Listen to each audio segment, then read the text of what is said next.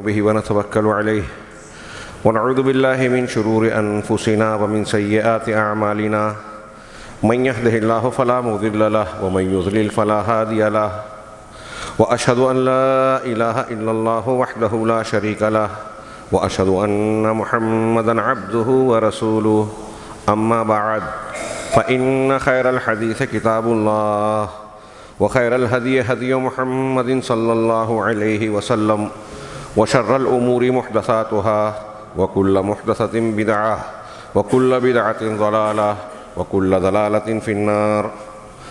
أعوذ بالله من الشيطان الرجيم. بسم الله الرحمن الرحيم. واتقوا يوما لا تجزي نفس عن نفس شيئا ولا يقبل منها شفاعة ولا يؤخذ منها عدل ولا هم ينصرون. وقال تعالى: واتقوا يوما ترجعون فيه إلى الله ثم تولى كل نفس بما كسبت وهم لا يظلمون. وقال تعالى: كل نفس ذائقة الموت وإنما توفون أجوركم يوم القيامة فمن زحزح عن النار وأدخل الجنة فقد فاز وما الحياة الدنيا إلا متاع الغرور. محترم حاضرین، قیامت کا دن آئے گا.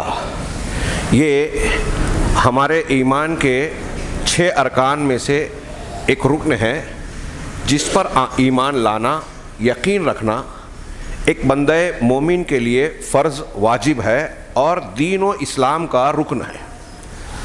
ایمان کے 6 ارکان: اللہ پر ایمان، فرشتوں پر ایمان، کتابوں پر، رسولوں پر، آخرت کے دن پر اور بری بھلی تقدیر پر ایمان رکھنا. ایمان کی یہ 6 بنیادیں ہیں. ان میں سے ہر بنیاد کی اپنی تفصیل ہے. ان 6 بنیادوں میں سے ایک قیامت کے دن پر ایمان لانا ہے. قیامت پر ایمان کے اندر اہل علم نے 3 پہلو بیان کیے. ایک تو یہ کہ علامات قیامت کی جو علامتیں قرآن مجید نے اور جناب محمد رسول اللہ صلی اللہ علیہ وسلم نے بیان فرمائی ہے اور صحیح سند سے ثابت ہے، ان چیزوں پر ایمان رکھنا قیامت کے ایمان کا پہلا حصہ ہے. پھر مرنے کے بعد سے لے کر برزخ دوبارہ زندہ کیا جانا، یعنی برزخی زندگی، قبر کی زندگی، یہ دوسرا پہلو ہے. اور تیسرا مرحلہ دوبارہ زندہ کیے جانے سے لے کر اس درمیان میں میدان محشر میں جو چیزیں ہوگی قرآن و حدیث نے بیان کی ہیں، اور پھر جنت اور جہنم تک جانا، یہ ساری چیزیں اس میں داخل ہے. یوم القیامہ، قیامہ کو قیامہ کیوں کہا جاتا ہے؟ قیامت کے دن کو قیامت کیوں کہا جاتا ہے؟ اس کی تعریف کیا ہے؟ اہل علم نے کہا کہ یہ قیامت کا دن جو ہے یہ وہ دن ہوگا جب لوگ اپنی قبروں سے پھر سے زندہ ہو کر اٹھیں گے، اور یہ آخرت کا وہ دن ہوگا، یوم الآخر، آخری دن ہوگا جس کے بعد کوئی دن نہیں ہوگا.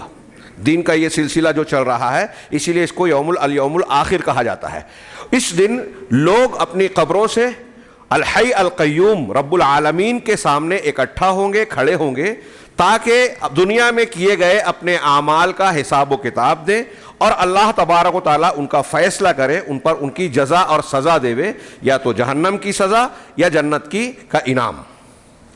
یہ قیامت کا دن اور قیامت پر ایمان کا اجمالی تعارف میں نے کیا. یہ بہت اہمیت کا حامل دن ہے، ہمارے ایمان کی مبادیات اور بنیاد میں شامل ہے. ہماری زندگی کے شب و روز اور معاملات اسی پر منحصر کرتے ہیں کہ یہ ایمان، اللہ پر ایمان اور دوسرے ایمانیات کے ساتھ ہمارا کتنا درست ہے. ایک آدمی ایمان کی ان بنیادوں میں اگر پختہ ہے تو وہ انتہائی بہترین انسان ہوگا، کامل مومن ہوگا. اس کے کردار عمل میں اس کے اثرات ضرور آئیں گے، یہ ہم آگے جانیں گے. پہلے قیامت کو قیامت کیوں کہا جاتا ہے؟ اہل علم نے اس کی کئی وجوہات بیان کی، 3-4 وجہ بیان کی. ایک تو یہ کہ لوگ اس دن اللہ رب العالمین کے سامنے کھڑے ہوں گے. یوم الا یظن اولئک انہم مبعوثون لیوم عظیم یوم یقوم الناس لرب العالمین. جس دن لوگ رب العالمین کے روبرو کھڑے ہوں گے. حضرت ابن عمر رضی اللہ تعالیٰ عنہ سے مروی ہے، ان کا اپنا قول ہے، اثر ہے کہ لوگ قیامت کے دن 100 سال تک رہیں گے. بعض اہل علم نے کہا کہ 300 سال تک کھڑے رہیں گے. وہ دن جو ہے ایک دن کی مقدار 50,000 سال کی ہوگی۔ بخاری کی روایت ہے کہ لوگ اس انداز میں اس طرح سے کھڑے ہوں گے اس وقت رب العالمین کے سامنے کہ اپنے پسینوں میں ڈوبے ہوں گے، ان کے آدھے کان تک پسینہ ہوگا۔ صحیح مسلم میں اس کی وضاحت ہے کہ لوگوں کے جیسے اعمال ہوں گے اس اعتبار سے پسینے میں ڈوبے ہوئے ہوں گے، کسی کا ٹخنے تک پسینہ ہوگا، کسی کا گھٹنے تک، کسی کا کمر تک، کسی کا سینے تک، اور کسی کو لگام پہنایا ہوا پسینہ یعنی مطلب کے چہرے تک اور آدھے کان تک ہوگا۔ سورج قریب آ جائے گا تو لوگ اللہ کے سامنے قیام کیے ہوں گے، اس لیے یوم القیامہ کہا گیا۔ کچھ لوگوں نے کہا کہ ایک وجہ یہ ہے کہ لوگ قبروں سے قیام کر کے یعنی اٹھ کر آئیں گے، رب العالمین کے سامنے کھڑے ہوں گے، اس لیے اس کو یوم القیامہ کہا گیا۔ ایک وجہ یہ بیان کی گئی کہ اللہ تبارک و تعالیٰ کے سامنے فرشتے صف بصف کھڑے ہوئے ہوں گے، یوم یقوم الروح والملائکۃ صفا، قرآن نے کہا کہ اس دن روح یعنی جبرائیل علیہ السلام اور ملائکہ یعنی سارے فرشتے رب العالمین کے سامنے صف لگا کر صف بصف کھڑے ہوئے ہوں گے، اس لیے اس کو قیامت کا دن کہا جاتا ہے۔ یہ قائم ہوگا، قیامت اس لیے بھی کہ یہ دن آ کر رہے گا، قائم ہو کر رہے گا۔ اس کے اور بھی کئی نام ہیں، کئی ناموں سے خود قرآن مجید نے ذکر کیا۔ ان ناموں کی صرف تشریح اگر ہم کریں تو قیامت کے دن کی کافی کچھ حقیقت، ہر نام کے الگ معنی ہیں اور اس معنی کی مناسبت ہے۔ اس مناسبت کی اگر تفصیل میں ہم جائیں تو بات طویل بھی ہوگی، میں صرف نام اختصار کے ساتھ ذکر کرتا ہوں۔ قیامت کے ناموں میں سے ایک نام ہے الآخرہ، یہ آخری دن ہوگا، اس کے بعد دن نہیں ہوگا۔ ایک نام ہے الآزفہ، قریب آنے والی، آزفہ، آزفہ قریب آنے والے دن سے پہلے آپ ایسا کر لے، قرآن مجید کا یوم الآزفہ کہا، قریب آنے والا۔ قیامت دور نہیں ہے، ہم لوگ سمجھتے ہیں دور ہے۔ کل ما ہوا آت فہو قریب، عربی میں کہا جاتا ہے کہ ہر وہ چیز جو آنے والی ہے وہ قریب ہے، آ کر رہے گی، لہذا قیامت بھی کچھ دور نہیں ہے۔ ایک نام ہے اس کا الحاقہ، الحاقۃ ملحاقہ وما ادراک ملحاقہ، حاقہ یعنی ثابت ہونے والی، ثابت کرنے والی۔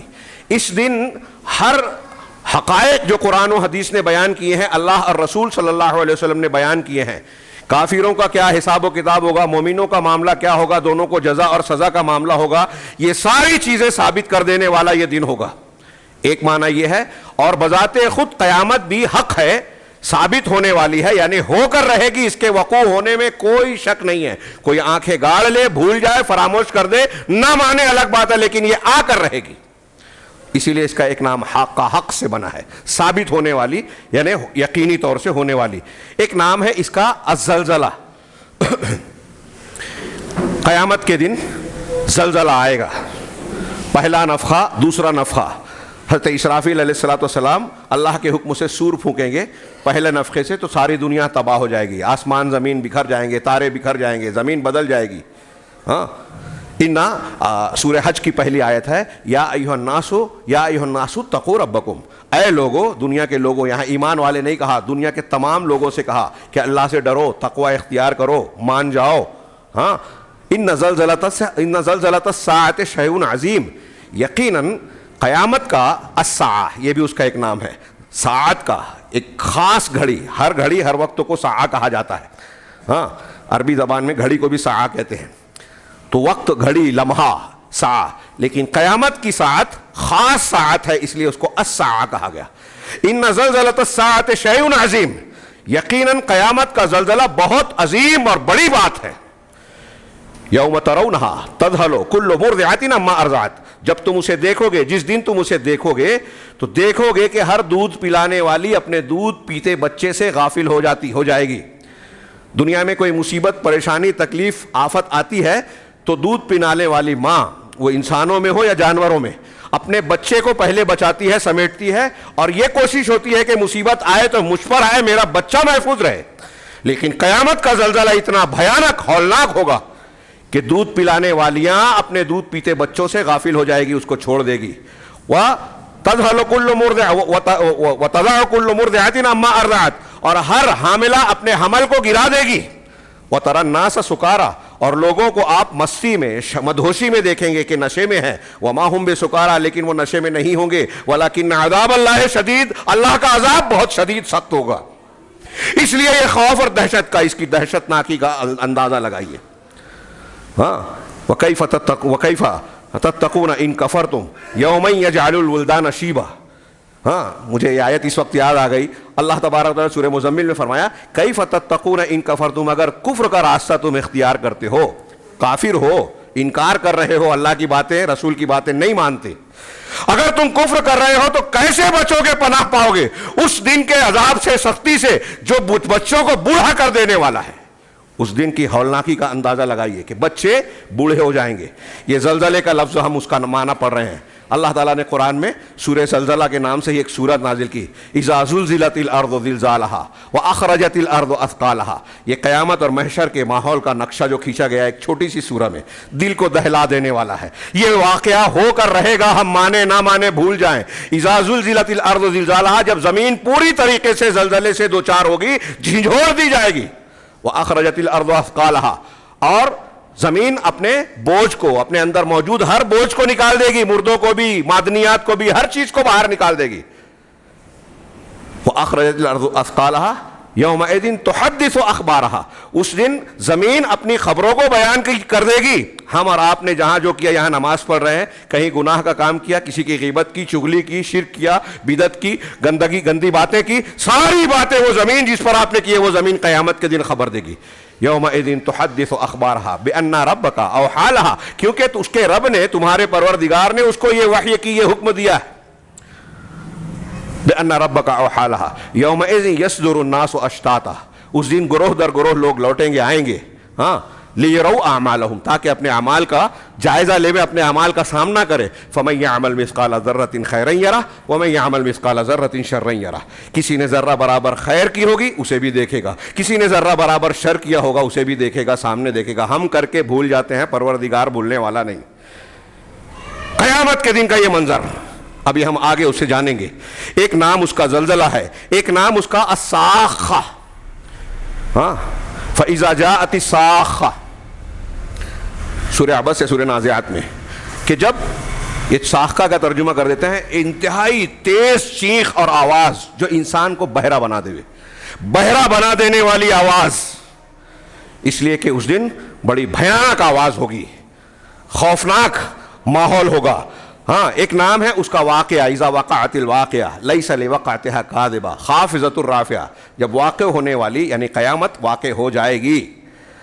फ़ेल माजी है, इज़ा की वजह से हम मुस्तक़बिल का तर्जुमा कर रहे हैं।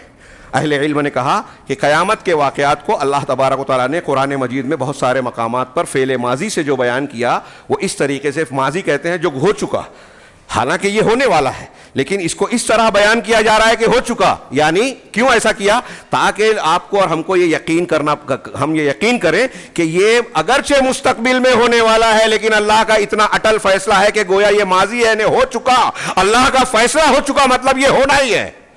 इज़ा वक़अतिल वाक़िया, जब वाक़या होने वाली यानी क़यामत वाक़या हो जाएगी, आ जाएगी। ये एक वाक़या नाम भी है। हाँ, एक नाम है अत्ताम्मा। अत्ताम्मा का मतलब होता है आफत। फ़इज़ा जाअतित ताम्मतुल कुबरा, सबसे बड़ी आफत।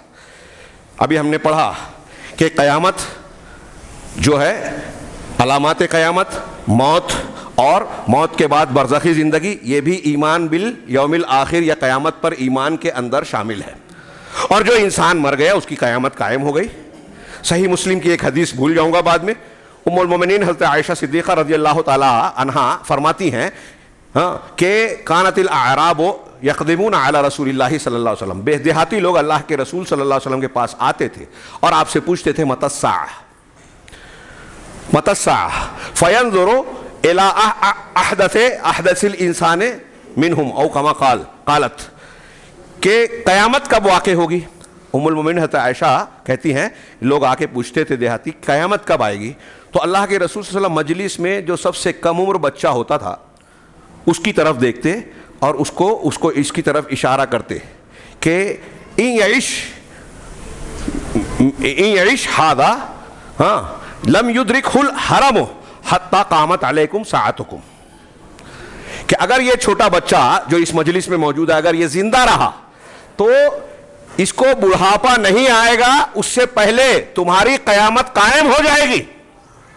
आज हमारे यहाँ मजलिस में इस समझ लीजिए कि अल्लाह के नबी सल्लल्लाहु अलैहि वसल्लम फरमा रहे हैं, उस बात को आप यहाँ फिट करें कि हमारी मस्जिद में हम लोग सब मौजूद हैं, एक छोटा बच्चा है यहाँ मौजूद, ये बूढ़ा होगा اس وقت تک یہاں جو جوان بوڑھے ہیں وہ اس دنیا سے چلے جائیں گے. بعض سلف کا قول ہے من مات فقط قامت قیامتہ، جو مر گیا اس کی قیامت قائم ہو گئی. اسی لیے موت کو قیامت صغریٰ کہا جاتا ہے. اور یہ قیامت کبریٰ ہے.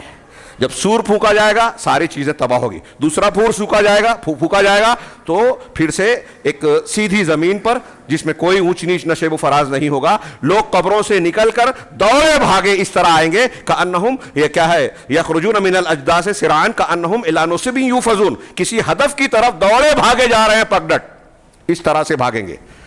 تو اللہ تبارک و تعالی نے اس قیامت کا ایک نام رکھا الطامہ. یہ بہت بڑی آفت ہوگی، طامۃ الکبریٰ.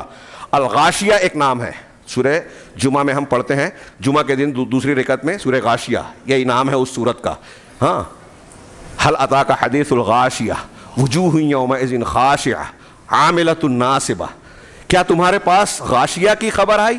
غاشیہ کسے کہتے ہیں؟ یہ قیامت کے نام ہیں، اور ان ناموں کا جو معنی ہے اس سے قیامت کی ہولناکی منظر اور محشر کا کچھ اندازہ ہم لگا سکتے ہیں.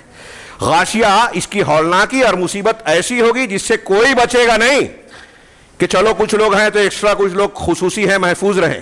ہاں، اللہ تبارک و تعالیٰ اپنے بعض بندوں کو فزع اکبر سے، ہاں، جو گھبراہٹ ہوگی قیامت کے دن، اس سے محفوظ رکھے گا، سائے میں رکھے گا. عرش کے سائے میں کچھ لوگوں کو، خوش قسمت لوگوں کو جن کے اندر 7 صفات ہے، امام عادل، ہاں، انصاف کرنے والا امام اور بادشاہ جو ہے، حاکم ہیں.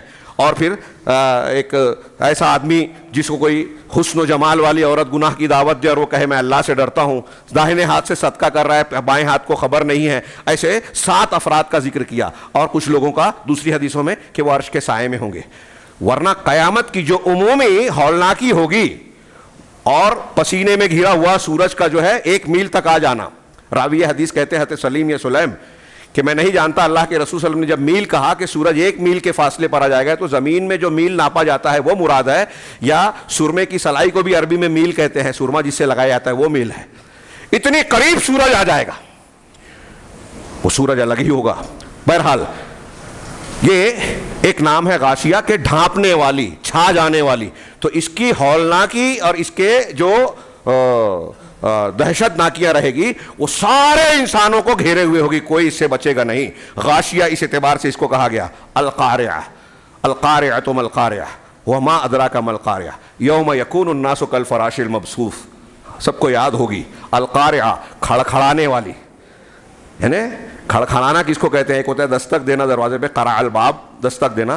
اس کا معنی ہوتا ہے کھڑکھڑانا، جس سے آدمی ڈر جائے، چونک جائے، خوفناک ہوتی ہے یہ. ہاں، تو کھڑکھڑا دینے والی، دلوں کو دہلا دینے والی. تمہیں کیا معلوم قارعہ کیا ہے؟ یوم یکون الناس کالفراش المبثوث. اس دن لوگ بکھرے ہوئے پروانوں کی طرح ہوں گے. وتکون الجبال کالعہن المنفوش. اور یہ جو پہاڑ ہم کو نظر آ رہے ہیں نا، یہ بڑے بڑے پہاڑ جو ٹکے ہوئے ہیں، یہ ہلکے اون اور روئی، رنگین اون کی طرح ہوا میں اڑ رہے ہوں گے.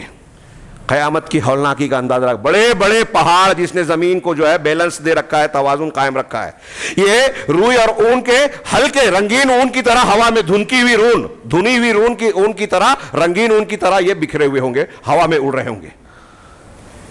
اب اس کے بعد حساب کے اما من ثقلت موازینہ، پڑھیے سورت آگے. تو ایک نام اس کا القاریہ ہے. ایک یوم البعث، بعث یعنی دوبارہ جلانا، مردہ ہو جانے کے بعد دوبارہ زندہ کیے جانے کا.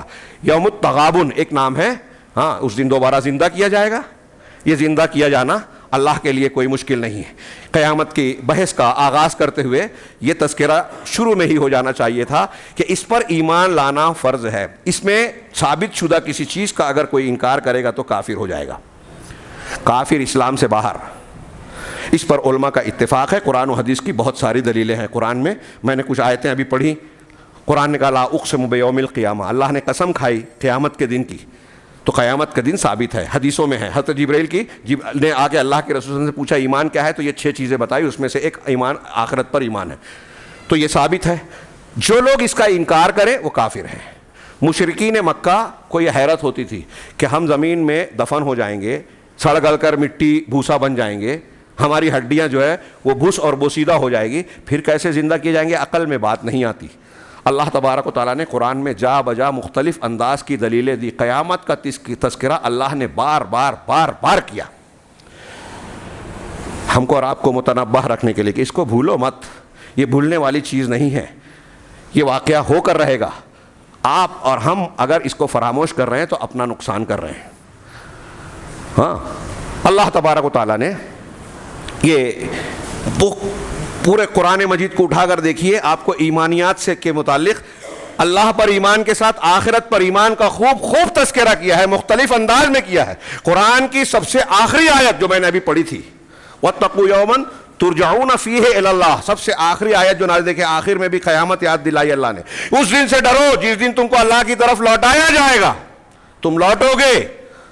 ثُمَّ تُوَفَّىٰ كُلُّ نَفْسٍ بِمَا كَسَبَتْ, پھر ہر نفس اور ہر شخصیت کو اس کا پورا جو اس نے کمایا ہے دنیا کے اندر, جو کارگزاریاں کی ہیں, پورا بدلہ دیا جائے گا. وَهُمْ لَا يُظْلَمُونَ, ان سے ساتھ ظلم نہیں کیا جائے گا. تو میں عرض کر رہا تھا کہ یوم البعث, دوبارہ زندہ کیا جانا, اس کے متعلق جو شکوک و شبہات تھے, اگر میں اس کی دلیلوں کو تفصیل سے بیان کروں تو کافی وقت چلا جائے گا. صرف اشارہ کروں. اللہ تبارک و تعالیٰ نے ایک نہیں دو نہیں, قرآن میں بار بار کچھ دلیلیں دی کہ تم کہتے ہو قیامت قائم کیسے ہوگی, یا اس کا انکار کر رہے ہو, تمہاری عقل میں نہیں آتی. تو سوچو, اللہ نے تم کو مٹی سے بنایا, مٹی سے پھر بعد نطفے سے بنایا, نطفہ علقہ مضغہ اور کیا کیا پھر مختلف درجات سے ہوا. اس کی تفصیلات قرآن اور حدیث میں پڑھیے. قرآن کے علمی معجزات کا حصہ ہے, ہاں, جس کو پڑھ کر لوگ حیرت زدہ رہ جاتے ہیں کہ 1400 سال پہلے اللہ تعالیٰ نے وہ باتیں بیان کی ہے, اللہ کے رسول صلی اللہ علیہ وسلم نے وہ بیان کی ہے, جو آج ڈاکٹروں کو کچھ باتیں معلوم ہو رہی ہے کہ ہاں واقعی وہ بات تو بالکل صحیح ہے. تو اللہ تبارک و تعالیٰ نے کہا کہ اللہ نے تم کو مٹی سے پیدا کیا, تو پہلی مرتبہ تم کو پیدا کیا, اس کو کوئی دقت پریشانی نہیں آئی, تو دوسری مرتبہ پیدا کرنے میں کیا دقت ہے؟ آپ دنیاوی اعتبار سے, انسانوں کے اعتبار سے بھی غور کریں کہ کوئی کام کرنا پہلی مرتبہ زیادہ مشکل ہوتا ہے کہ دوسری مرتبہ. ایک مرتبہ کوئی سائنٹسٹ یا کوئی ایجاد کرنے والا, کوئی بنانے والا پہلی مرتبہ کوئی چیز بناتا ہے بڑی محنت مشقت کے بعد, جب وہ کامیاب ہو جاتا ہے تو اب دوبارہ تیبارہ اس کے بار بار بنانا اس کے لیے اور آسان سے آسان تر ہوتا جاتا ہے. یہ تو ہم دیکھتے ہیں, مشاہدہ کرتے ہیں, ہماری عقل کہتی ہے. تو اللہ تعالیٰ نے یہی سوال کیا قرآن میں کئی مقامات پر کہ اگر اس نے پہلی مرتبہ تم کو پیدا کیا ہے تو دوبارہ پیدا کرنا اس کے لیے کون سی بڑی بات ہے؟ ایک دلیل یہ الگ الگ انداز میں قرآن میں بیان کی گئی ہے.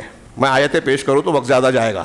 دوسری دلیل, دوسری قسم کی دلیلیں دی کہ آپ دیکھتے ہیں آپ کے سامنے گرمی کا موسم آتا ہے, پانی جب جذب ہو جاتا ہے, خشکی آ جاتی ہے تو زمین سوکھ کر مردہ ہو جاتی ہے, پھٹ جاتی ہے.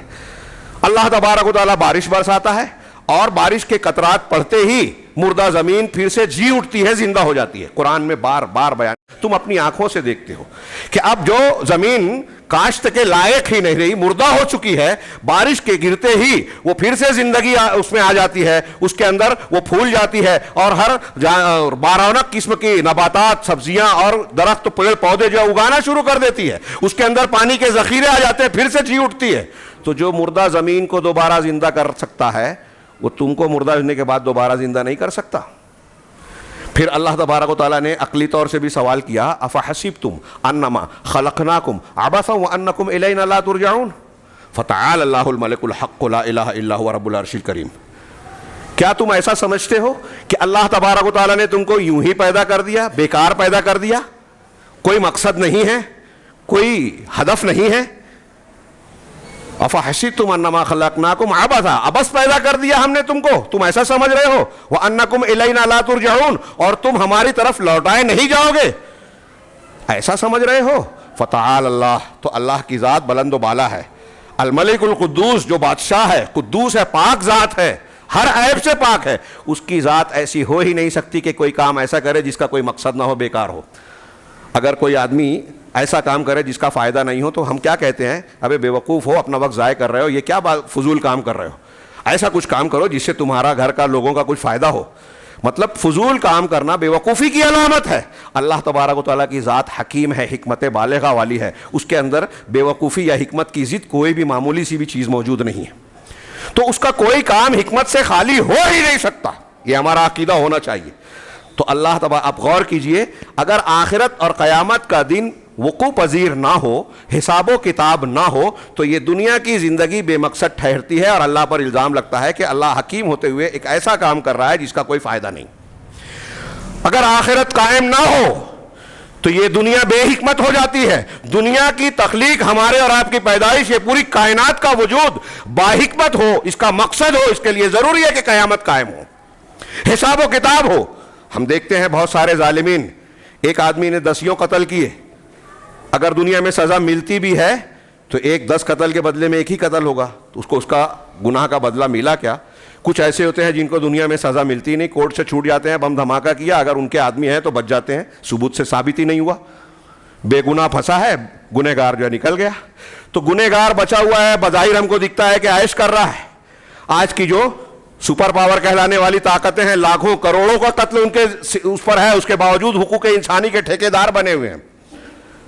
یہ امریکہ اور یہ فلپائن میں، افغانستان میں، چیچنیا، بوسنیا، جدید دور کی متمدن دنیا نے لاکھوں لوگوں کو قتل کر دیا، غذا اور دواؤں سے محروم رکھا۔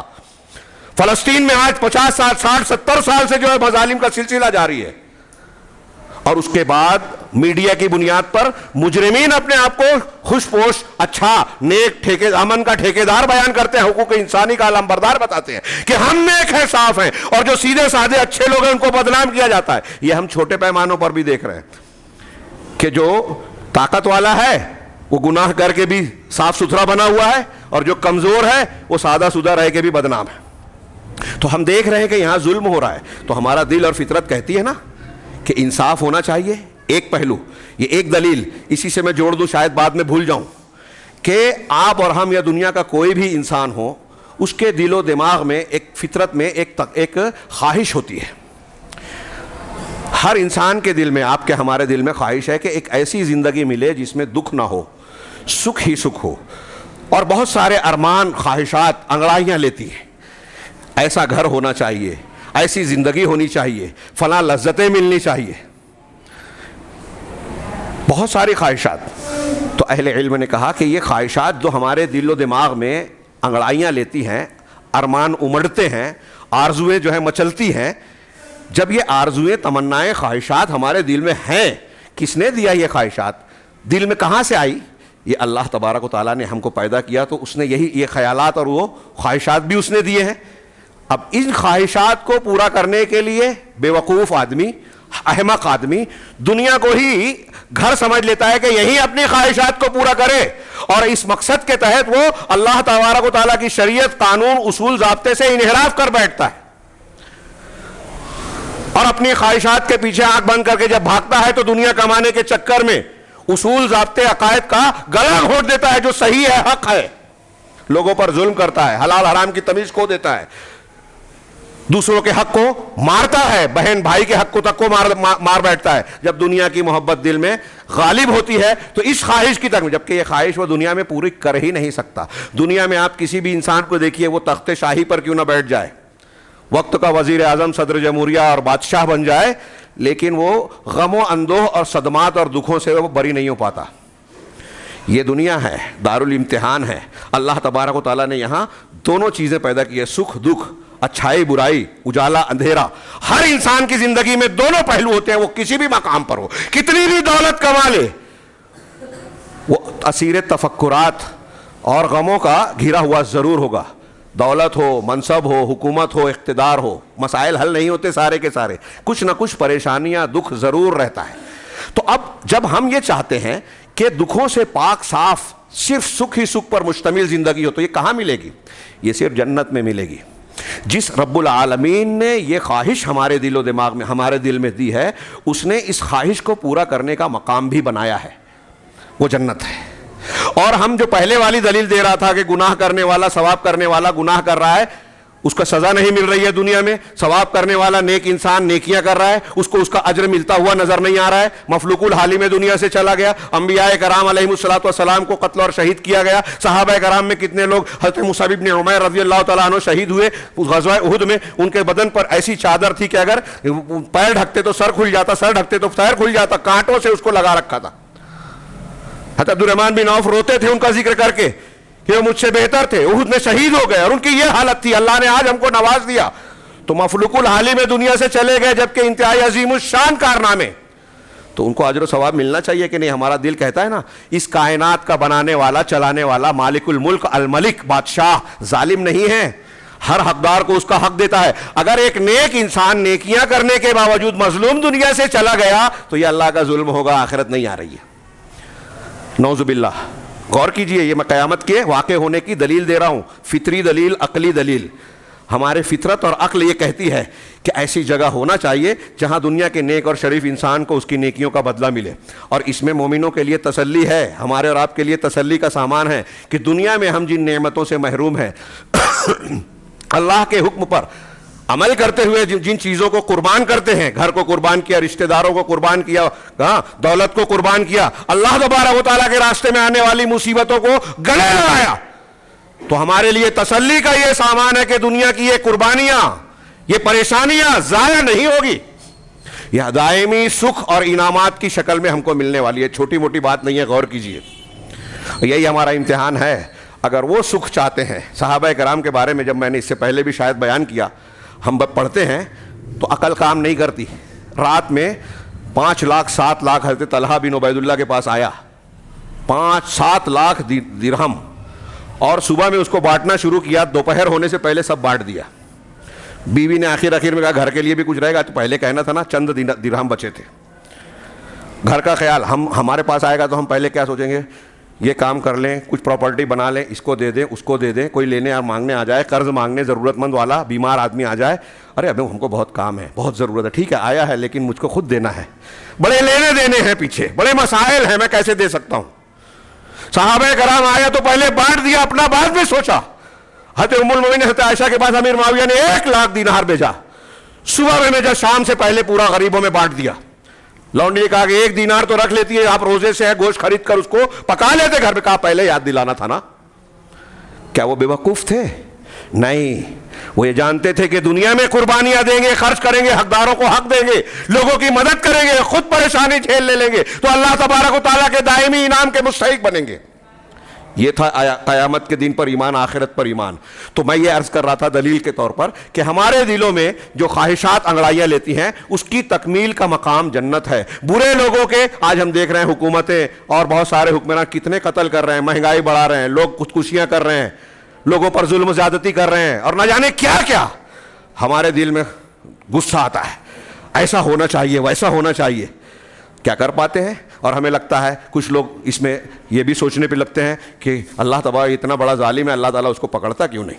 مسجد توڑ دیے, مسلمانوں کو جو ہے قتل کر رہے ہیں, بے گناہوں کو قید کر رہے ہیں, غلط الزام لگا رہے ہیں, اسلام پر الزام لگاتے ہیں, اسلام مسلمانوں کو بدنام کر رہے ہیں, ظالمانہ قوانین بنا رہے ہیں, ظالمانہ ٹیکس لگا رہے ہیں, لوگوں کی زندگی اجیرن کر رہے ہیں, روزگار اور اقتصاد کو خراب کرتے جا رہے ہیں. یہ اتنے بڑے ظالم ہیں اور ان کو سزا نہیں مل رہی ہے, حکومت مل رہی ہے, لذتیں اٹھا رہے ہیں. ملے گی ان کو بھی سزا. اور قیامت کے واقع ہونے آخرت کا یہ فطری تقاضا ہے کہ رب العالمین جو اس کائنات کو بنانے والا, چلانے والا ہے, وہ العدل ہے, انصاف کرنے والا ہے, مقسط ہے, وہ ظالم نہیں ہے. لہذا گنہگاروں کو گناہ کی سزا اور نیک لوگوں کو نیکی کا بدلہ دے گا. کہاں دے گا؟ آخرت میں. اس لیے آخرت کا ہونا بہت ضروری ہے. اگر یہ نہیں ہوگی تو دنیا بے مقصد ہو جائے گی. یہ چند دلیلیں میں نے پیش کی, جو شروع میں پیش کرنی تھی. یوم البعث کے علاوہ اس کا ایک نام ہے یوم التغابن. تغابن ترجمہ کرتے ہیں ہار جیت. مومنین جیت جائیں گے, اہل حق جیت جائیں گے کافروں پر, مومنین کافروں پر, اہل حق اہل باطل پر جیت جائیں گے, ان کی فتح اور کامیابی ہوگی. ایک معنی یہ ہے, اور ایک معنی یہ ہے کہ تغابن بمعنی نقصان, کمی اور نقصان. کافروں کو اس بات کا خسارہ, کافروں کو اس بات کا شدید افسوس ہوگا کہ ہم نے نیکیاں نہیں کی, ایمان نہیں لایا, اللہ اور رسول کی بات مانی نہیں, اس لیے انہیں خسارے کا احساس ہوگا. اور مومنوں کو بھی یہ خسارے کا احساس ہوگا, اگرچہ وہ مومن ہوں گے, کامیاب ہو جائیں گے. انہیں یہ احساس ہوگا کہ قیامت کے اس دین کی کامیابی اور اعلیٰ مقامات کے لیے جو عمل ہمیں کرنے چاہیے تھے ہم نے نہیں کیے, جو کچھ کیا کم کیا. ہم اور آپ کتنے غافل ہیں. یہ صحابہ کرام اور ان کی زندگیاں دیکھیے, وہ تو دنیا میں بھی افسوس کرتے تھے. عمر فاروق, دیگر صحابہ کرام, میں واقعات بیان کروں تو بہت وقت چلا جائے گا, روتے تھے, پریشان رہتے تھے, ڈرتے تھے کہ کہیں ہمارا شمار نفاق میں تو نہیں ہوا, ہم نے جو نیکیاں کی وہ اللہ تعالیٰ کے یہاں رد تو نہیں ہو جائے گی, ہم جو اچھائیاں کر رہے ہیں کہیں ایسا تو نہیں کہ وہ ضائع ہو جائیں کسی برائی کی وجہ سے. ہر وقت چوکنا رہتے تھے, روتے رہتے تھے, پریشان رہتے تھے. قیامت کے بارے میں سوچ کر داڑیاں تر ہو جاتی تھی آنسوؤں سے. حضرت عثمان غنی قبر پر بیٹھے تو بے تحاشا روتے. لوگ پوچھتے کہ جہنم اور قبر سے زیادہ، آخرت سے زیادہ آپ قبر پر روتے ہو. کہا یہ آخرت کی سفر کی پہلی منزل ہے، اگر یہاں معاملہ ٹھیک ٹھاک رہا تو آگے کا معاملہ بھی آسان ہوگا، یہاں بگڑ گئے تو آگے کا تو پھر اور خراب ہوگا. اتنا روتے کہ داڑیاں تر ہو جاتی.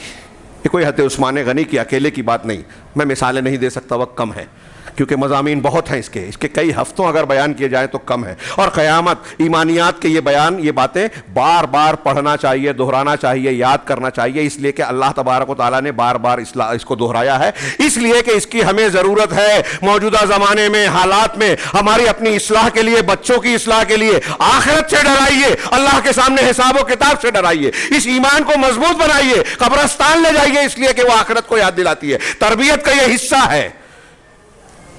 بہت ساری باتیں ابھی ہمارے راستے میں گفتگو ہو رہی تھی.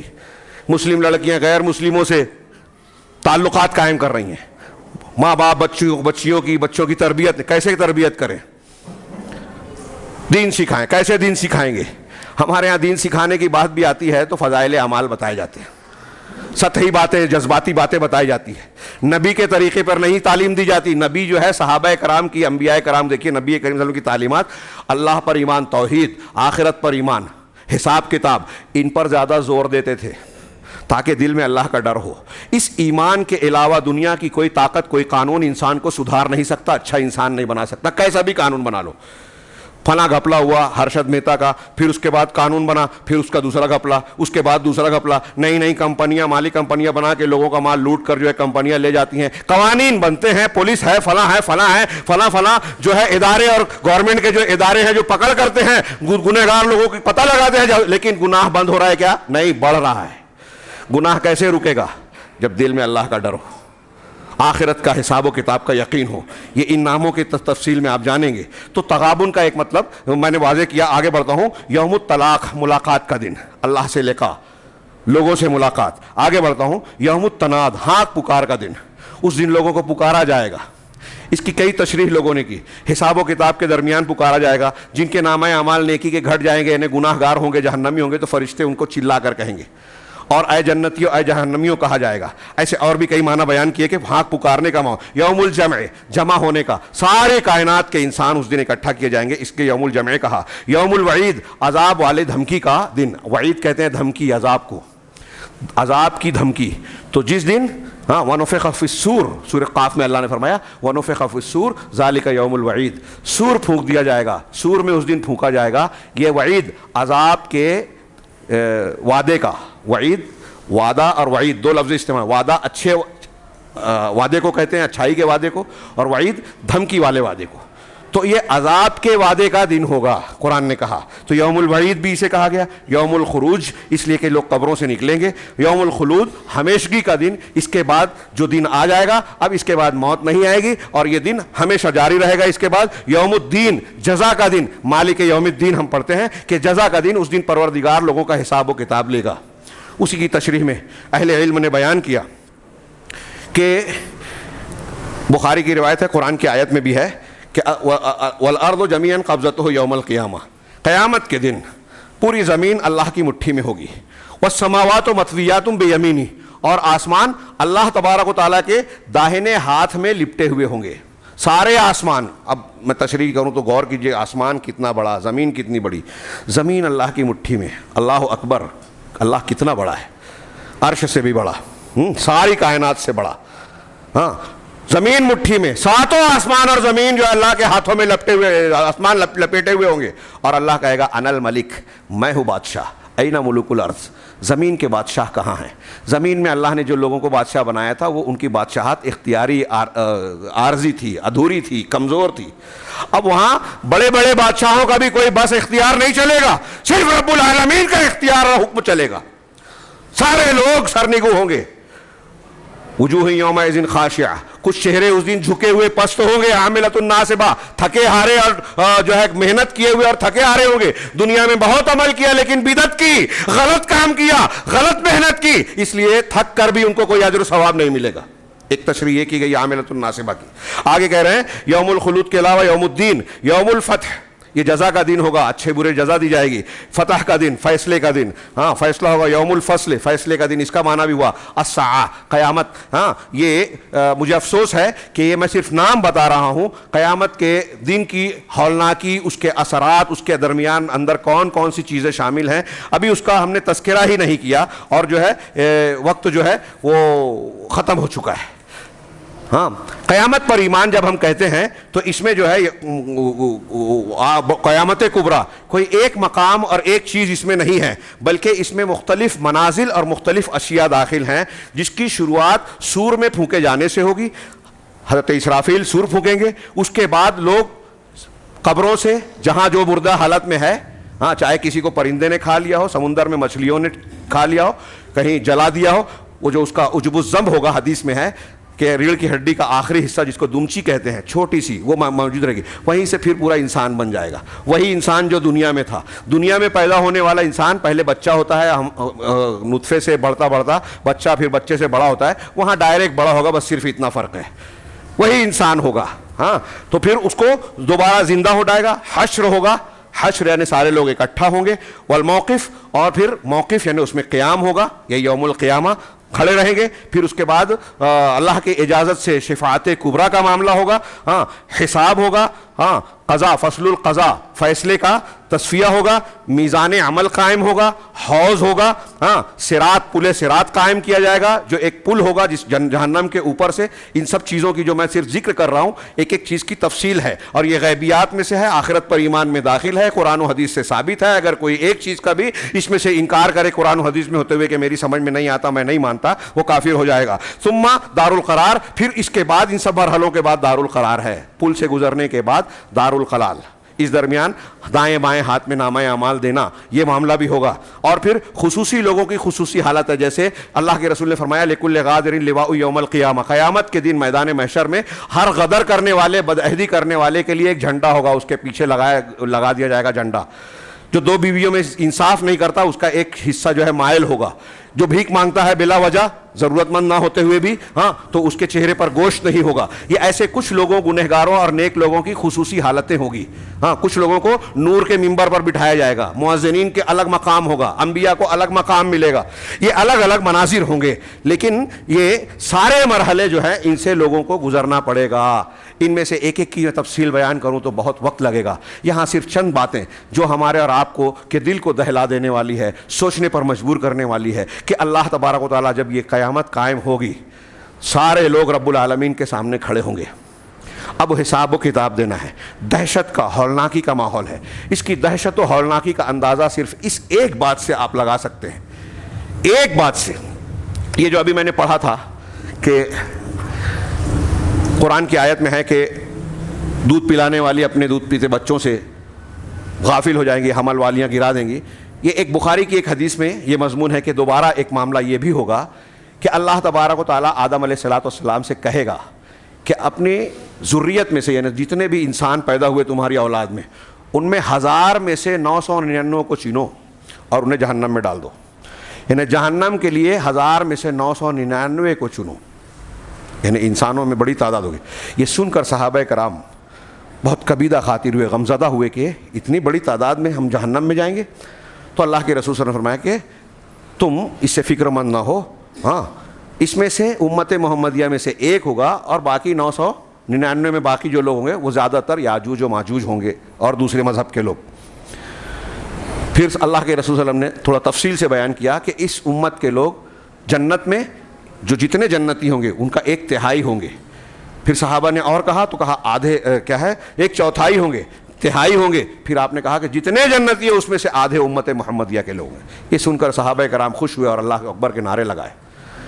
اندازہ لگائیے جہنم میں اتنے لوگ جائیں گے، اور اس وقت کی دہشت کا، خوف کا ماحول یہ ہوگا جو آپ نے ہم نے بارہا سنا. لمبی حدیث شفاعت جس کو کہتے ہیں، اس میں ہے کہ جب لوگ پریشانی سے تنگ آ جائیں گے، پسینوں میں ڈوبے ہوئے، ہاں موقف اور محشر کی شدت سے پریشان ہو کر، آپس میں کچھ ایک گروہ لوگوں کا بات کرے گا کہ کسی کے پاس جائیں تاکہ وہ رب العالمین سے سفارش کرے کہ لوگوں کا حساب و کتاب ہو, اس موقف سے چھٹکارا ملے.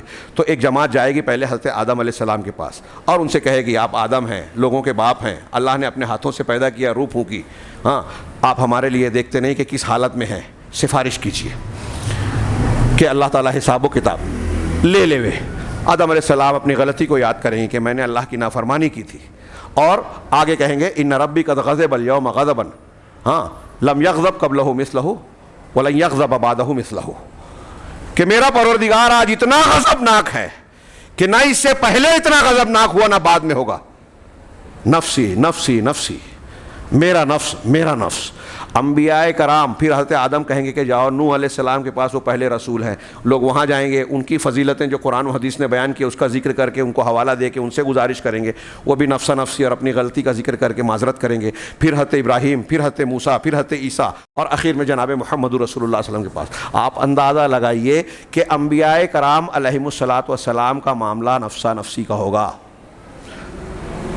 یوم یفر المرء من اخیہ, یہ منظر بھی آپ سنتے رہتے ہیں, پڑھتے رہتے ہیں, یہ کوئی مذاق نہیں ہے, حقیقت ہے. تھوڑی دیر کے لیے تصور. اور یہاں میرے پاس کچھ آیتیں تھیں, میں اس کو پڑھ کر آج کے ماحول پر غور کرنے کی دعوت دینا چاہتا تھا, موقع نہیں رہا. وَإِن يَرَوْا كِسْفًا مِّنَ السَّمَاءِ سَاقِطًا يَقُولُ سَحَابٌ مَّرْكُومٌ, سورۃ طور کی آیت پڑھیے کہ جب آسمان سے کوئی ٹکڑا گرتا ہوا پاتے ہیں کوئی عذاب والا, ہاں تو یہ لوگ کہتے ہیں ارے یہ تہ بتہ بادل تھا, بادل پھٹ پڑا. ابھی سیلاب آیا کوکن میں, سیلاب آیا مدھیہ پردیش میں, ہاں کہیں خشکی ہے, کہیں سیلاب ہے, کہیں پانی ہے. اور اس سے پہلے ہمارے یہاں بیماریاں پھیلی تھی کورونا کی. کورونا کے ابتدائی حالات کا یا جب شدت تھی تو آپ غور کیجئے کیا حال تھا, خوف کا, دہشت کا, پریشانیوں کا, اقتصادی مسائل کا. لوگ اچھے بڑی نو عمر کی کم عمری میں لوگ مر گئے.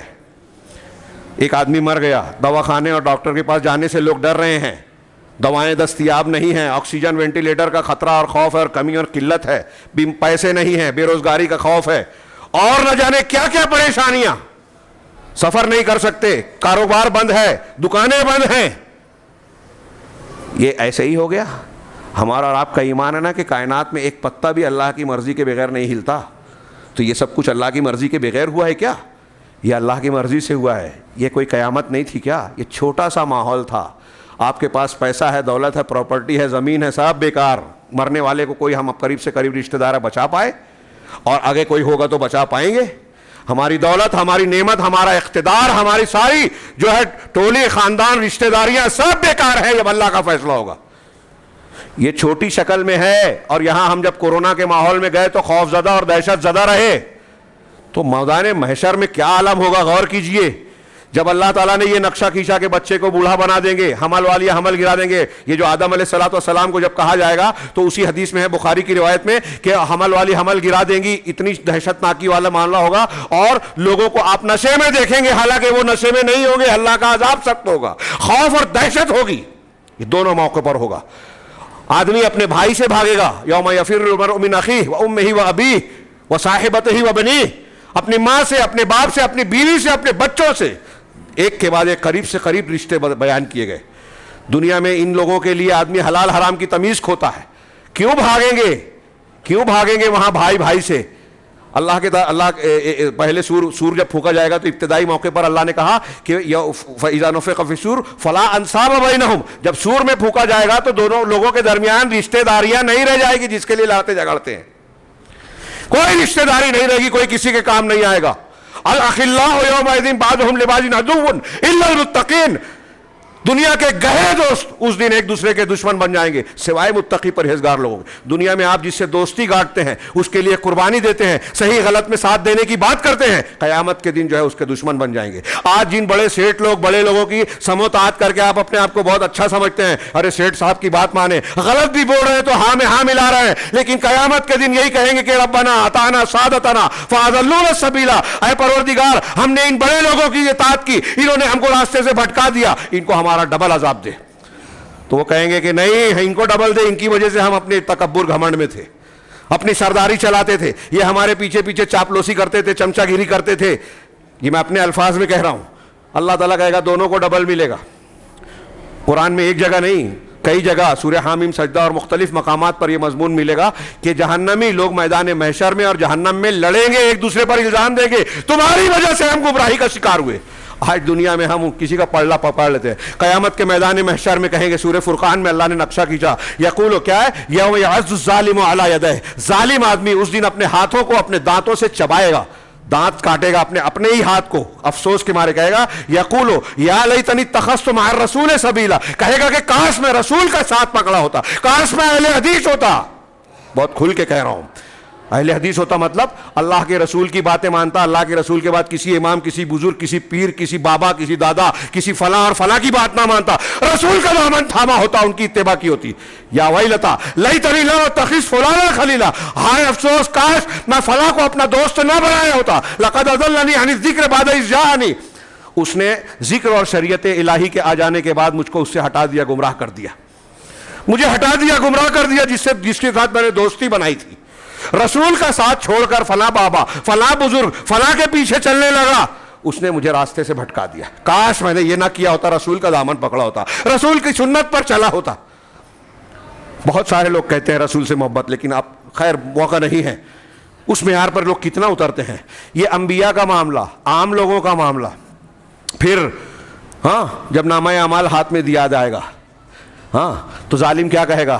ہاں سورہ کہف میں پڑھیے، ہاں یا لیتنی کیا ہے، ما لہذا الکتاب، ما لہذا الکتاب لا یغادر صغیرۃ ولا کبیرۃ الا احصاها، ارے اس کتاب کا کیا معاملہ ہے نامہ اعمال کا کہ اس نے کوئی چھوٹا بڑا عمل چھوڑا ہی نہیں، ہر چیز درج کر دی ہے۔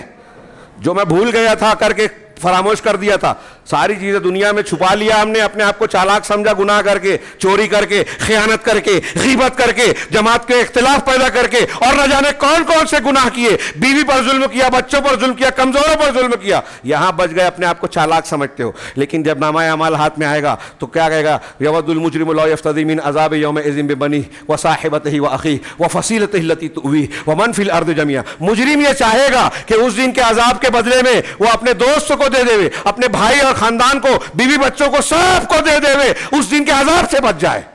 کلا، لیکن ایسا ہوگا نہیں، ایسا ہوگا نہیں۔ میں صرف ایک آیت جو میں نے شروع میں پڑھی تھی اس کی تھوڑی سی تشریح کر دوں۔ اللہ تبارک و تعالیٰ کا ارشاد ہے، وَاتَّقُوا يَوْمًا تُرْجَعُونَ فِيهِ إِلَى اللَّهِ وَاتَّقُوا يَوْمًا لَا تَجْزِي نَفْسٌ عَن نَفْسٍ شَيْئًا۔ صرف اس ایک آیت پر غور کیجئے، ہمارا دل دہل جائے گا۔ دنیا میں اگر ہمیں کوئی مصیبت آتی ہے، پریشانی آتی ہے، پولیس میں پھنس گئے، کوئی دقت پریشانی ہے، قرض میں ڈوب گئے، اور کچھ بات ہو گئی، کوئی بھی مصیبت، صدمہ، پریشانی، بیماری آئی، تو کیا کیا سہارے ہوتے ہیں مادی اعتبار سے؟ اللہ سے دعا کرتا ہے ایک مومن بندہ اور اسی پر یقین کرتا ہے، اصل تو وہی ہے۔ لیکن دنیاوی اعتبار سے کیا کیا سہارے ہوتے ہیں؟ اللہ تبارک و تعالیٰ نے یہ بیان کیا اس آیت میں، اور اس آیت کے معنی میں اور بھی دوسری آیتیں ہیں۔ ہاں سورہ بقرہ کی جو آیت میں نے پڑھی تھی، وَاتَّقُوا يَوْمًا لَا تَجْزِي نَفْسٌ عَن نَفْسٍ شَيْئًا، اس دن سے ڈرو، بچو، جس دن کوئی نفس کسی نفس سے کچھ بھی کام نہیں آئے کام دے گا۔ کوئی نفس، کوئی ہستی، آپ کے ابا ہو، امی ہو، بھائی ہو، بیوی ہو، پیر صاحب ہو، امام صاحب ہو، نبی کریم صلی اللہ علیہ وسلم ہو، فرشتے ہو، کوئی بھی، یوم لا تملک نفس لنفس شیئا والامر یومئذ للہ، کوئی ہستی کسی ہستی کی کوئی مالک اختیار والی نہیں ہوگی، پورا معاملہ اللہ کے اختیار میں ہوگا۔ اس ایک جملے کی تشریح کے لیے قرآن کی کئی آیتیں اور وہ حدیث کی طرف میں صرف اشارہ کروں۔ اللہ کے رسول نے اپنے خاندان کے لوگوں کو جمع کیا کہ اے عباس، اے صفیہ، اے فلاں، اے چچا، اے پھوپھی، اے فلاں، مجھ سے دنیا میں جو چاہتے ہو مانگ لو، قیامت کے دن میں تمہارے لیے کوئی اللہ کے مقابلے میں کچھ اختیار نہیں رکھوں گا۔ آخر میں اپنی لخت جگر بیٹی سے کہا، یا فاطمہ بنت محمد، سلینی من مالی ما شئت، اے فاطمہ بنت محمد، میری بیٹی لخت جگر، مجھ سے میرے مال سے جو چاہو مانگ لو، لا اغنی عنک من اللہ شیئا، قیامت کے دن اللہ کے مقابلے میں، اللہ کے سامنے میں تیرے کوئی کام نہیں آ پاؤں گا۔ اب اس کے بعد بھی ہم جھوٹے وسیلے، مشرکانہ وسیلے کے عقیدے کی بنیاد پر یہ عقیدہ رکھیں کہ گناہ پہ گناہ کیے جائیں، کچھ بھی مست رہیں، رسول اللہ صلی اللہ علیہ وسلم کا نام لیں گے، آپ کا دامن پکڑ لیں گے اور بچ جائیں گے، وسیلہ اور سفارش مل جائے گی۔ سفارش اور وسیلے کا حقدار بننے کے لیے بھی کچھ بنیادی ضرورتیں ہیں۔ اگر وہ نہیں ہوگی تو اس کی اجازت نہیں ملے گی. رسول اللہ صلی اللہ علیہ وسلم اپنے طرف سے دنیا میں جیسے سفارش ہوتی ہے نا, قیامت کے دن اللہ کے پاس ویسی سفارش نہیں ہوگی کہ میں گیا کسی کے پاس, آپ کی سفارش کر دی کہ یہ اچھا آدمی ہے, نیک ہے, اس کو نوکری پہ رکھ لو, اس کی مدد کر دو, فلاں فلاں میں جانتا ہوں. اللہ تبارک و تعالیٰ کے یہاں اجازت دے گا اللہ تعالیٰ کہ تم سفارش کرو, اس کے لیے کرو, تبھی سفارش ہوگی, ورنہ نہیں. اور کس کے لیے اجازت ملے گی؟ جو توحید پر ہوگا. مشرک کے لیے, بدعتی کے لیے سفارش کی اجازت نہیں ملے گی. یہ لکھ لیں, قرآن و حدیث کی بہت سی دلیلیں ہیں, فی الحال موقع نہیں ہے کہ میں اسے پیش کروں. تو جس دن کوئی نفس, کوئی ہستی کسی ہستی کے کچھ بھی کام نہیں آئے گا. ابراہیم علیہ السلام اپنے باپ آزر کے کام نہیں آئیں گے, نوح علیہ السلام اپنے مشرک بیٹے کے کام نہیں آئیں گے, لوط علیہ السلام اپنی مشرک کافرہ عورت بیوی کے کام نہیں آئیں گے. اللہ کے نبی جناب محمد رسول اللہ صلی اللہ علیہ وسلم سید المرسلین, ہاں سرکار عالم, سرکار دو عالم ہم کہتے ہیں, ہاں آپ بھی اپنے مشرک چچا ابو لہب, ابو طالب اور اپنے والدین کو جہنم سے نہیں نکال سکیں گے. حدیث میں ہے کہ ابو طالب کو بس اتنا فائدہ ہوگا, جہنم سے تو نہیں نکال پائیں گے, اتنا ہوگا کہ جہنم میں ہلکا عذاب دیا جائے گا. اور کیسا ہلکا عذاب کہ پیروں میں آگ کی جوتیاں پہنائی جائے گی جس سے کھوپڑی کھولے گی, موت نہیں آئے گی. ہاں, تو کوئی نفس کسی نفس کے کام نہیں آئے گا. اللہ چاہے گا تبھی سفارش ہوگی. ہاں, وَلَا يُقْبَلُ مِنْهَا شَفَاعَةٌ, اور نہ ہی کسی نفس سے سفارش اور شفاعت کو قبول کیا جائے گا. دیکھیں یہاں رد کر دیا اللہ نے, اور جہاں کہا شفاعت ہوگی تو وہ اجازت سے ہوگی. دنیا کی طرح کوئی کسی کی سفارش نہیں کر سکتا, میرا بیٹا ہے, میرا رشتہ دار ہے, میرا فلاں ہے, کوئی کسی کو نہیں بچا سکے گا, اور نہ ہی اس سے کوئی سفارش قبول کی جائے گی. وَلَا يُؤْخَذُ مِنْهَا عَدْلٌ, اور نہ ہی کوئی فدیہ قبول کیا جائے گا, بدلہ لیا جائے گا کہ یہ لے لو دے دلا کے. دنیا میں یہی سب ہوتا ہے نا, کہ کوئی کسی کے ہمارا فلاں سے تعلق ہے, فلاں لیڈر, فلاں پارٹی کے لوگوں کا, میں پارٹی کا ممبر ہوں, تو انہوں نے فون کر دیا پولیس اسٹیشن میں, پولیس نے چھوڑ دیا. فلاں بڑا آدمی جو ہے میرا رشتہ دار ہے, میرے خاندان کے لوگ بہت زیادہ ہیں, تو ان کا دباؤ پڑ گیا تو سامنے والے نے چھوڑ دیا, جھگڑا نہیں کیا, پریشانی خوف سے اس نے چھوڑ دیا. ہاں, اور کسی کی سفارش قبول کر لی تو نہ کوئی کسی کے کام آئے گا, ہاں, نہ کسی کا کوئی کی شفاعت کا کام کرے گی. وَلَا يُؤْخَذُ مِنْهَا عَدْلٌ, اور کوئی بدلہ اور فدیہ بھی نہیں لیا جائے گا. بخاری میں ہے کہ ایک شخص سے, جہنمی شخص سے اللہ تعالیٰ قیامت کے دن پوچھے گا کہ یہ جو تم عذاب میں ہو, کیا اگر آسمان اور زمین میں جو کچھ ہے, دنیا میں جتنا کچھ ہے وہ سب تم کو مل جائے, ہاں ساری دنیا مل جائے, تو کیا تم اس کو فدیہ میں دینا چاہو گے؟ ہاں, بہت غور سے. ہم اور آپ پوری زندگی محنت کر کے, یہ آپ کے گاؤں کا اگر کوئی ہے, ہم میں سے عام آدمی, ہاں, یا کوئی مالدار بھی, صرف جیتانہ گاؤں خرید سکتا ہے, دھولیا شہر خرید سکتا ہے, دھولیا ضلع خرید سکتا ہے. کوئی ہوگا دنیا میں ایک آدھ دو جو کچھ حصہ خرید بھی لے. کیا خرید سکتے ہیں ہم؟ قیامت کے دن اللہ کہے گا کہ پوری دنیا, ایک گاؤں, ایک ضلع, ایک ریاست اور ایک ملک نہیں, پوری دنیا تیرے کو دے دیتا ہوں. تو کیا تو اس پوری دنیا کو خرچ کر کے دے کے فدیے کے طور پر اپنے آپ کو بچانا چاہے گا؟ وہ کہے گا نعم, ہاں کیوں نہیں, میں ضرور کروں گا. کہا نہیں, تو جھوٹا ہے, تو نے جھوٹ بولا, میں نے تجھ سے اس سے بہت ہلکی چیز کا مطالبہ کیا تھا جبکہ تو آدم کی پیٹھ میں تھا, وہاں سے روح کے شکل میں نکال کر تجھ سے عہد لیا تھا کہ میرے ساتھ شرک نہیں کرنا, لیکن تو نے مانا ہی نہیں.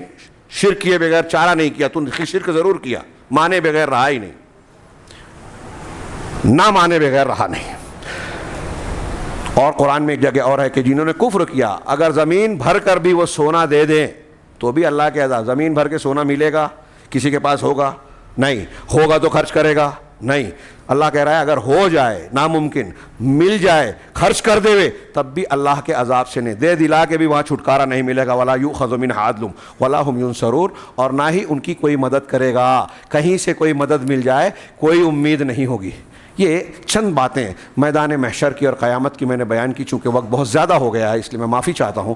بہت ساری چیزیں, حقیقتیں باقی ہیں, جیسے حوض کا ذکر, جہاں سے بدعتیوں کو اللہ کے رسول صلی اللہ علیہ وسلم اپنے دست مبارک سے آپ اپنی امت کے افراد کو جام کوثر پلائیں گے, لیکن بدعتیوں کو وہاں سے بھگا دیا جائے گا جو اہل بدعت ہیں.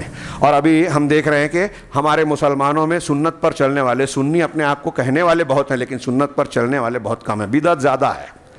ابھی محرم الحرام آ رہا ہے, یہ مہینہ ختم ہو رہا ہے, محرم الحرام آ رہا ہے. یہاں آپ دیکھیے کہ محرم کا جو اسلامی تصور ہے, عام مسلمان, غیر مسلم تو غیر مسلم, عام مسلمان کے ذہن و دماغ میں بھی محرم کی وہ تصویر ابھرتی ہے نام لیتے ہی جو بدعت پر مشتمل ہے, جس کا دین اور اسلام سے کوئی تعلق نہیں، تعزیہ کربلا، واقعہ کربلا، اور پھر اس سے متعلقہ دیگر امور، صحابہ کرام پر طعن و تشنیع. اب ہمارے ہاں سنی علماء بھی کچھ یہ غلیظ کام کرنے لگے ہیں. ہاں یہ باتیں آج انشاءاللہ عصر کے بعد ہوگا. میں نوجوانوں سے بطور خاص کہوں گا، خواتین سے بھی، کہ اس میں میں نے سوچا ہے ہجرت کا، اس مناسبت سے ہجرت کے موضوع پر تھوڑی سی گفتگو کی جائے. ضرور سنیے. یہ واقعات، یہ زندگیاں ہماری تربیت کرتی ہیں، ہماری زندگی کی حقیقت بتاتی ہیں. صحابہ کرام کے یہ نمونے ہمیں بتاتے ہیں کہ دین کی کیا قیمت ہے، کیا اہمیت ہے، اور میدان محشر میں کامیاب ہونے کے کیا نسخے ہیں. تو یہ میزان عمل، یہ حساب کتاب، ہاں یہ ہر مرحلہ اگر آپ پڑھیں. اللہ کے نبی صلی اللہ علیہ وسلم سے حضرت عائشہ صدیقہ نے پوچھا کہ اس دن جو قیامت کے دن سب لوگ برہنہ ہوں گے، جب قبروں سے اٹھیں گے، ام المومنین حضرت عائشہ نے پوچھا کہ ارے جب برہنہ ہوں گے تو لوگ ایک دوسرے کی شرمگاہوں کو دیکھیں گے نہیں، کیا اس پر نظر نہیں پڑے گی؟ تو اللہ کے رسول نے فرمایا کہ عائشہ، معاملہ اس سے کہیں زیادہ ہولناک ہوگا. اور پھر قرآن کی وہ آیت پڑھی، یوم یفر المرء من اخیہ والی آیت کے آخر میں، لکل امرئ منہم یومئذ شان یغنیہ، لکل امرئ منہم یومئذ شان یغنیہ، یومئذ شان یغنیہ. اس دن ہر آدمی کی حالت کی شان اور حالت ایسی ہوگی کہ وہ دوسرے سے بے نیاز ہوگا. ابھی تو یہ میں نے میدان محشر کی تھوڑی سی بات کی ہے، اس میں بھی بہت کچھ باقی ہے. پھر اس کے بعد پل صراط سے گزر کے جو جہنم میں جائیں گے، جہنم کی ہولناکیاں، جس کا نامہ اعمال ہلکا پڑ جائے گا نیکیوں کا، یا جس کو شرک و کفر اور نفاق کے پڑھنے میں چلا جائے گا، ہاں تو اس کا تو اللہ ہی حافظ ہے. ایسا عذاب جس کا ہم اور آپ تصور نہیں کر سکتے. سب سے ہلکے عذاب والا جہنم میں کہے گا کہ میرا عذاب سب سے سخت ہے، اور جنت میں جو جائے گا تو اس میں سب سے آخری جنتی جو جائے گا وہ یہ کہے گا کہ اللہ نے مجھے جو کچھ دیا ہے، جیسی نعمتیں عطا کی ہیں، کسی کو نہیں دی کائنات میں. اللہ تعالیٰ سے دعا ہے کہ وہ ہمیں صحیح ایمان کو اختیار کرنے کی توفیق عطا فرمائے، اور اس کی برکت سے دنیا میں بھی کامیابی، سعادت اور سرفرازی سے نوازے، فتنوں سے بچائے، اور مرنے کے بعد برزخ اور آخرت کے جو مراحل ہیں، پروردگار ہم سب کو اس میں کامیاب ہونے کے گر پیدا کرنے کی توفیق دے. ہمیں ان خوش نصیب لوگوں میں شامل فرمائے جو قیامت کے دن سرفراز اور کامیاب ہوں گے. اقول قولی ھذا واستغفر اللہ لکم سائر المسلمین، وصلی اللہ علی نبینا محمد. بارک اللہ لنا ولکم فی القرآن المجید، ونفعنا وإیاکم بالآیات والذکر الحکیم، انہ تعالی جواد کریم ملک بر رؤوف رحیم.